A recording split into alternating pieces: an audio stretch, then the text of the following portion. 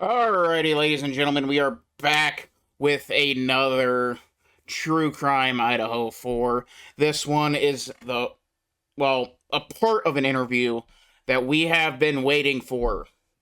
A 5-ish minute clip of Dylan Mortensen's interview, and yikes. This makes Detective Mowry look worse than Blaker did when he did Bethany's interview. And don't y'all fret, we will be talking about that, and we're going to compare and contrast one key part that really doesn't add up, and it really should. So, without further ado, we're going to hop right into it. Make sure to like the video, subscribe to the channel, hit the notification bell so you don't miss any news, football, racing, and, of course, true crime. Without further ado, these videos come courtesy of Outcast. The link to his channel will be below. Let's dive into it, shall we?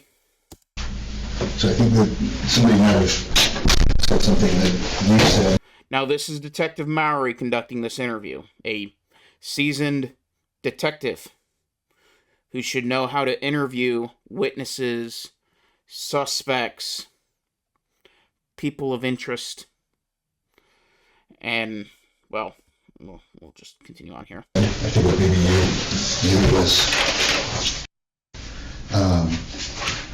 did you have, or in the recent history, have anybody that you thought might have been stalking you, or that was just acting weird? No, but I mean, talking, remember about a month ago, I think that one of the police officers that Kayla was outside taking Murphy out and she saw a shadow. Yep, okay. And then when... A shadow? What do you mean by a shadow? Like a silhouette figure?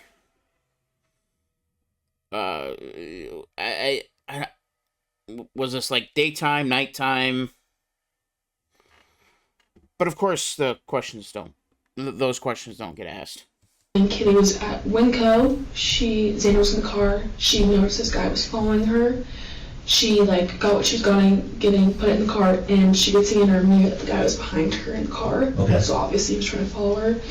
And then that was... Are you sure that they were being followed, or was that person just heading in the same direction? This is secondhand and, quite frankly, irrelevant, because Dylan wasn't in the car. It was Kaylee and Xana. About 2 or 3 weeks ago, and then about a week ago, our door is broken, but me, Maddie, and Ben came home and the door is wide open.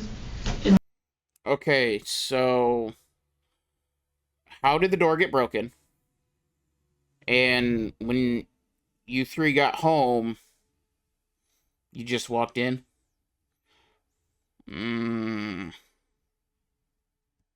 Obviously, yes, the door is broken, but that could also be something else as well. With the front door?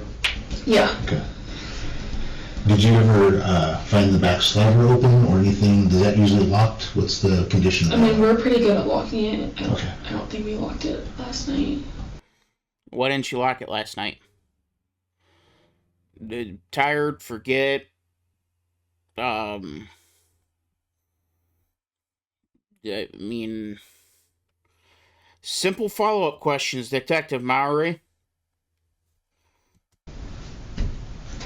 And it sounds like the code's fairly well known to the front door by people. I mean, only people that, know us. Random people would not know, but, Okay. Right. Yeah, because everybody keeps a secret from their friends, like a door code. Yeah, everybody on campus would know the door code at this point. Well-known party house, everybody and their cousins there each and every single weekend. The code's about as useful as a dull lock. Yeah. Because said he knew it. Yeah, he does.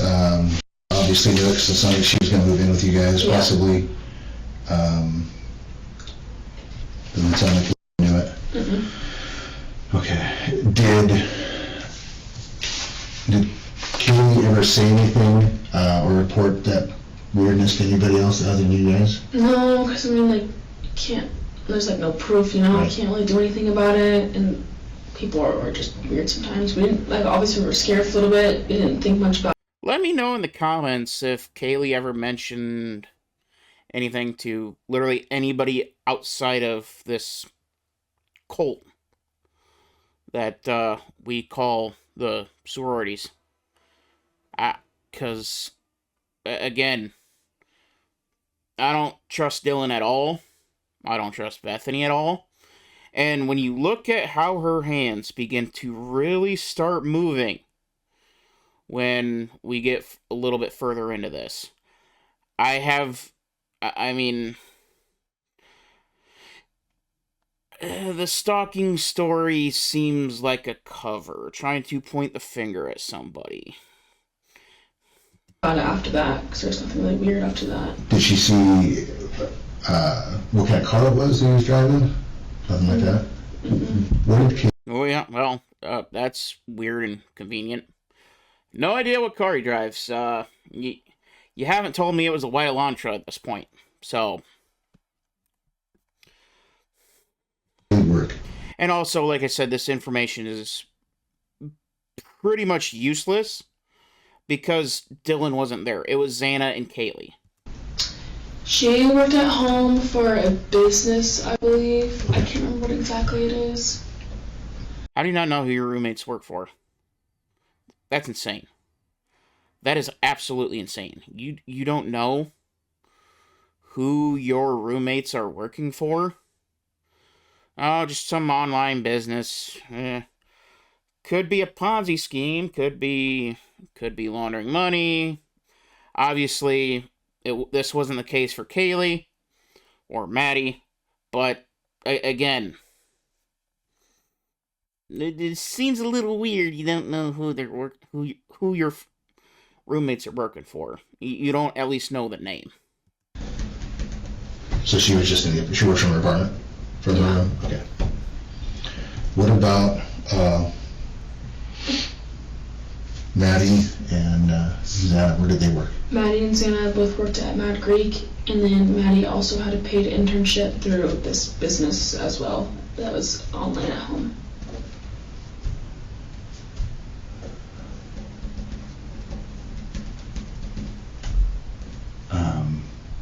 Who would know what that business is? How would I be able to figure that out? You might know. Okay. I can't remember what it's called. There's like, because they were business majors, and through their majors they were able to get these jobs. Okay.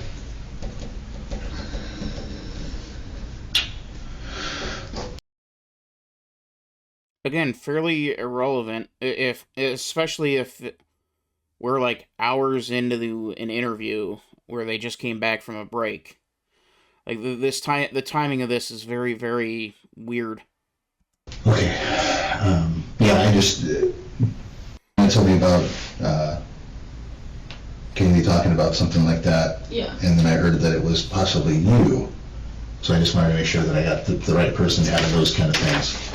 No, you didn't. You're just, I don't know what you're doing here other than wasting time.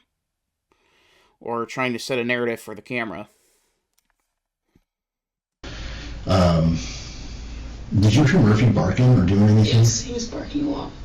Throughout the night, or? When I heard Kaylee go upstairs, he was barking a lot, and then I could tell. Okay. Here is the key. Here's one of the keys here. He's barking a lot. Tell that he was outside. I don't know how the police found him, because he wasn't in the house. Okay. How do you know he wasn't in the house? So you went up the stairs and saw him, like, and checked things out? How did Murphy get upstairs? But he has a puppy, he barks, but he was barking a lot if there was someone there. Alright. So we have Murphy barking a lot. Let's, What did Bethany say about Murphy? About Murphy. Sweet little Murphy. Such a good dog.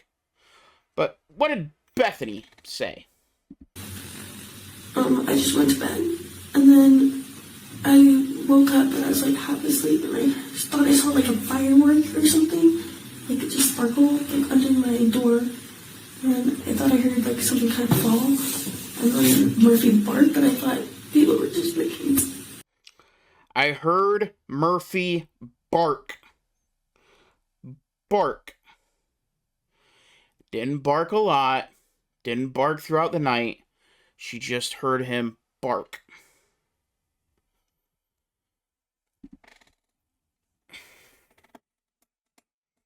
So, and of course, Blaker, being the useless pile of crap that he is, we're not going to go into that. We're not going to ask questions. Like food, like, and Ethan was here or something and knocked something over because he's usually loud in the kitchen upstairs.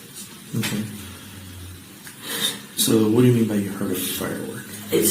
Yeah, we're going straight back to the fireworks. So, yeah, no, nothing diving in further on that because, well, Blaker's an idiot. But anyway, back to the start of the show. Let's take it away, Mortensen. And that was at 1:32, or was that around Like 4? 4. And everything happened. What's up with 1:32? That is an oddly specific time. Where are you going at this? Where are you going with this, Maury? 1:32. It would have been one thing if you said, like, what was it, 1:30, 2 o'clock? No, he said 1:32. Oddly specific. And when he was barking, when you first heard him on barking after she was up there playing, did you hear him go outside, or did he start outside? Murphy was with Kaylee when they were like dancing. They walked upstairs. He was still with her. And then when she would yell, someone's here, he started barking in the house. And then I believe the side door was open, and I think he went out that way because I could tell like the sound of his barking was getting like more distant. Okay, so the door was left open. Murphy is out of the house. And he is chasing the murderer? Do you think that Murphy would have went after him, whoever he was? Maybe, but I mean, he's a puppy. He doesn't fully know that yet. No, he would just be, if anything, probably playing with him. Okay, now, when you're trying to get information on what happened, you do not fill in the blanks. You don't start shoving words in a witness's mouth. You just let her talk. And here you have Detective Maury, Motormouth Maury, filling in the holes and telling Dylan's story for her. These are classic signs of a cover-up. You know, the thing that we've been screaming for the last couple of years, and it has only gotten louder since the documents came out. This is screaming cover-up. Yeah, I don't know. So Murphy's out of the house. Murphy is MIA, nowhere to be seen, nowhere to be found. The guy in black left, did he close the slider, or did he leave it open? I don't know. Whoa! I don't know. I don't know if he went out the back. Just ran downstairs. Okay, so that part of the report is bull. That, or she's lying, or they're both lying, which can be a possibility. But either way, nothing in the report says Dylan ran directly down the stairs as soon as she saw the man in black. And no, it wasn't Johnny Cash. So we have gotten to the point where Dylan has done 8 different things She seen him. She didn't see him. She saw him walk out the back door. She didn't see him. This, that, the other. I mean, so Dylan instinctively runs downstairs to Bethany's room, and instead of just running straight out the front door to Hunter's house, or to Jack's house, or to anybody else. She stays in the house with a man in a mask wielding what at this point we think is a gun. And she decides to run into Bethany's bedroom, essentially cornering herself if the perpetrator were to turn back and figure out what the rumbling was. And then on top of all of that, she is running by that the beer pong table that is perfectly intact. It's perfectly intact.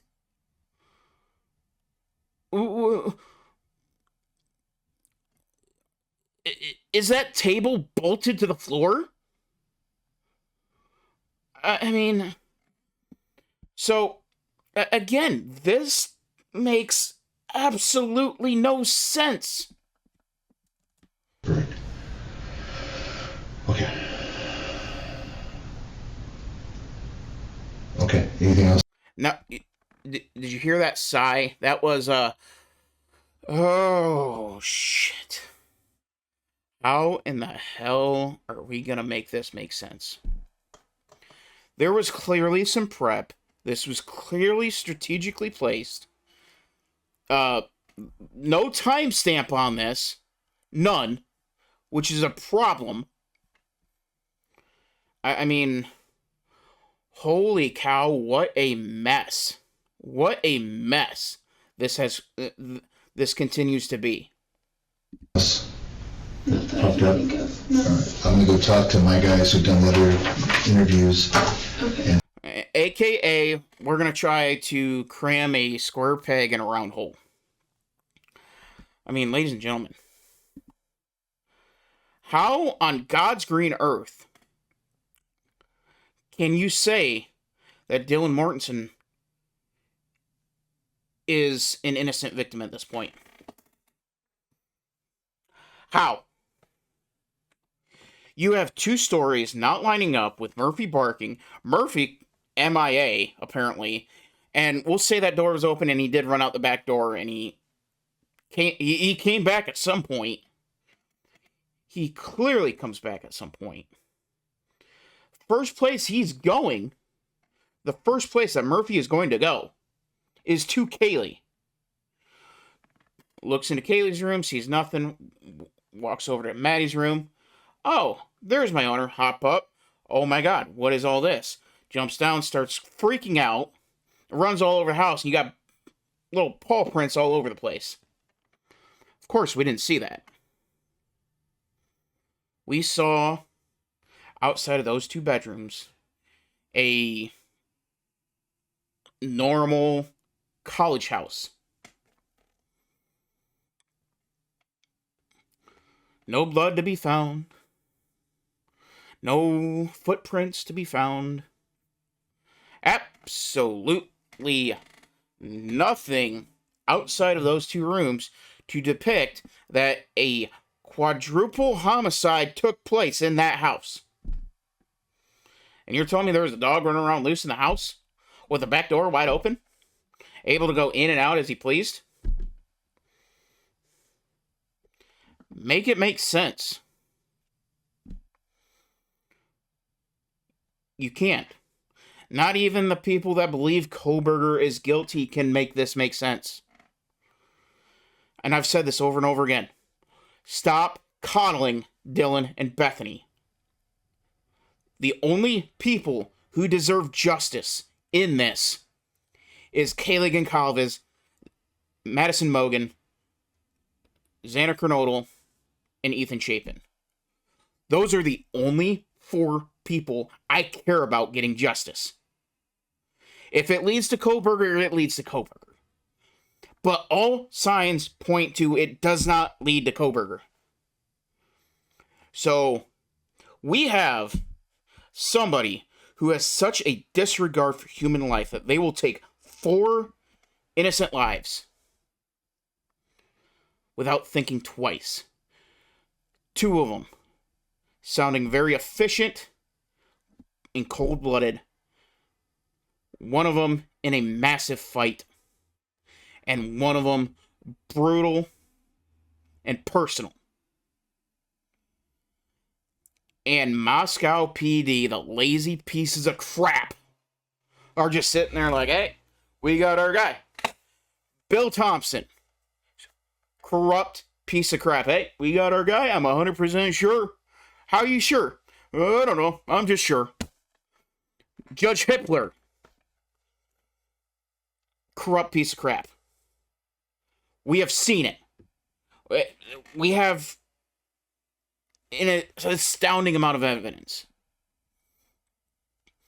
And we have more crime scene photos that have been released. I'm not going to go over it because it doesn't have the knife sheath. The only thing that's left to care about is the knife sheath. We got enough to know this whole thing that they're saying happened did not happen. I've already gone on this spiel several times. The beer pong table, if what they say happened, that thing would have been flipped 8 ways to Sunday. But it's not. It is in perfect, pristine condition.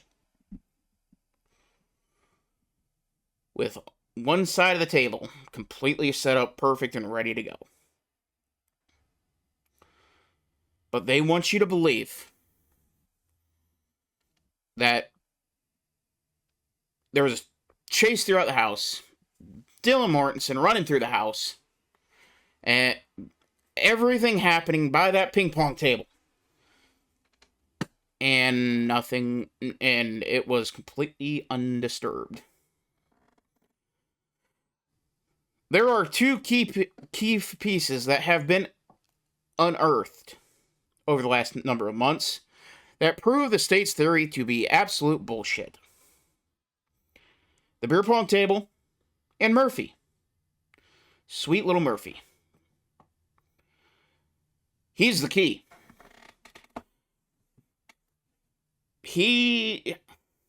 His bark that we catch on 1112 King Road shows that Dylan is actually telling the truth here, while Bethany is lying. At least from the video that we have seen. Now, of course, Blaker, he didn't elaborate. He didn't want to clarify whether Bethany meant he barked once or he barked a lot. She just said, I heard Murphy bark. But hey, when you got morons like Blaker and what's his nuts? Mowry? You can get away with anything in that town. As long as you're not Brian Kohberger. You can get away with anything. So, let me know what you think of this interview down below. Again, both videos courtesy of Outcast. The link to his channel will be below. Thank you all for watching. Make sure to like the video, subscribe to the channel, hit the notification bell so you don't miss anything. And we'll see you in the next one.